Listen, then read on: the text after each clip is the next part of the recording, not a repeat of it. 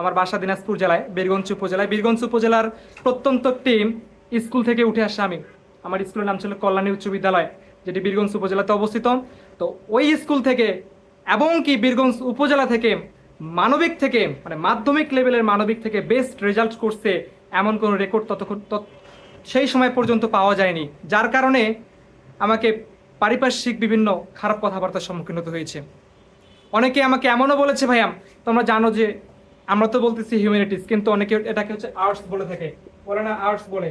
তো আর্টস মানে তো হচ্ছে নর্মালি কলা বলা হয়, ভাই আর্টস মানে কলা বলা হয়। অনেকে আমাকে বলেছে আর্টস মানে কলা, তুমি কলা খাওয়া, তুমি কলা খাওয়া, তোমার জীবনে কিছুই হবে না। তো ভাই যখন এই কথাগুলি আমাকে মানুষ বলেছে, আমি ওই সময় কি করব? তোমাদের কি মনে হয় বলো তো? আমি ওই সময় হাসবো নাকি কাঁদবো? আমার চোখ দিয়ে জল পড়েছে, কিন্তু আমি কোনো প্রত্যুত্তর করিনি, আমি কোনো উত্তর দেইনি।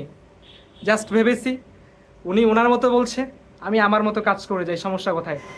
তো আরও পাড়া প্রতিবেশী যারা ছিল কিংবা আত্মীয় স্বজন, তাদের অনেকের মধ্যেই বিভ্রান্তি। আমাদের যারা ক্লাসমেট ছিল তারাও বলতো যে সজীব সৌরভ মোটামুটি ভালো স্টুডেন্ট, তাহলে তারা কেন মানবিক বিভাগে ভর্তি হলো? এটা নিয়ে অনেক রকম বলাবলি হয়েছিল। যাক, সেদিকে না যাই।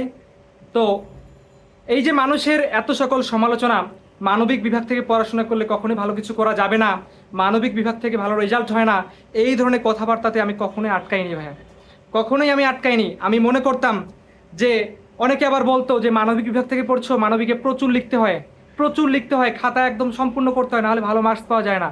এই কথাটি সম্পূর্ণ ভুল, এই কথাটি সম্পূর্ণ ভুল। মানবিক বিভাগের মধ্যে যে এক্সট্রা সাবজেক্টগুলো রয়েছে সেটা হচ্ছে কি ভাইয়া, ভূগোল, ইতিহাস, পৌরনীতি। কেন অতিরিক্ত তোমাকে লিখতে হবে? তোমার প্রশ্নে যতটুকু আসবে তুমি ততটুকু যুক্তিসঙ্গতভাবে আলোচনা করবা বইয়ের আলোকে, পাঠ্য বইয়ের আলোকে। তোমাকে কেন অতিরিক্ত লিখতে হবে? এই কথাটি সম্পূর্ণ হবে ভুল। তো আমি সেই সময়টাতে বিশ্বাস করতাম যে আমি যেহেতু মানবিকে পড়াশোনা করছি, আমার মূল সাবজেক্ট মূলত দুইটা, একটা হচ্ছে ইংরেজি, একটা হচ্ছে গণিত। আমি যদি এই ইংরেজি এবং গণিতে সর্বোচ্চ মার্কস অর্জন করতে পারি, তাহলে আমার রেজাল্ট কেন ভালো হবে না? কেননা আমি দেখেছি, আমি পূর্বের রেজাল্ট বিশ্লেষণ করেছি যে মানবিকের শিক্ষার্থীদের রেজাল্ট খারাপ হওয়ার পিছনে কারণটা আসলে কি। আমি বলবো ভাইয়া, গোটা বাংলাদেশের যে সকল শিক্ষার্থীদের মানবিকের থেকে যারা পরীক্ষা দেয়, যাদের মানবিক থেকে রেজাল্ট খারাপ হয়, তাদের রেজাল্ট খারাপ হওয়ার প্রথম কারণ হচ্ছে তারা ইংরেজি এবং গণিতে দুর্বলতা।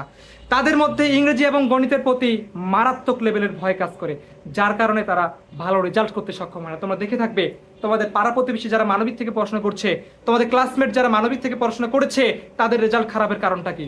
কারণ তারা মানবিক থেকে পড়াশোনা করতো আর মনে করতো যে মানবিক থেকে পড়াশোনা করছে, এখান থেকে পড়ে কী বা হবে, এখান থেকে ভালো রেজাল্ট করা সম্ভব নয়, আমি তো গণিত ইংরেজি পারি না, তাহলে আমার ভালো রেজাল্ট হবে কেমনে? যদি ভাইয়া তুমি এই ভয়গুলোকে দূর করতে পারো, তবেই একমাত্র তুমি ভালো রেজাল্ট করতে পারবে মানবিক বিভাগ থেকে।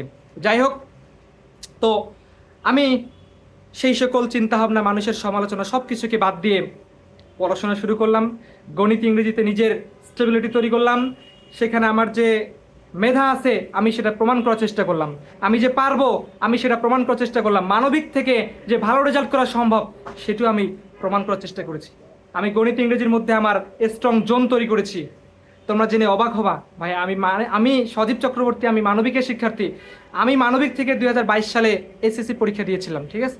তো এসএসসি পরীক্ষায় গণিতে আমি 100তে 100 নম্বর পেয়েছিলাম, গণিতে আমি 100তে 100 নম্বর পেয়েছিলাম। অথচ মানুষ বলে মানবিকের শিক্ষার্থী তুমি, তুমি তো গণিত পারো না, কিংবা তুমি গণিত পারবে না, মানবিক নিও না। কি বলে, তোমার হচ্ছে তোমার জন্যই মানবিক যথেষ্ট? কখনোই না ভাইয়া, বিষয়টি কখনোই এমন না। আমি সজীব চক্রবর্তী, আমি মানবিক থেকে পড়াশোনা করে গণিতে 100তে 100 পেয়েছি। আমার রোল নাম্বার, রেজিস্ট্রেশন নাম্বার দিয়ে দিব, তোমার রেজাল্টটা চেক করে নিও, ওকে? তো ভাইয়া ইংরেজিতেও সেম, ইংরেজিতেও আমার 95 96 করে মার্কস ছিল 100-র মধ্যে।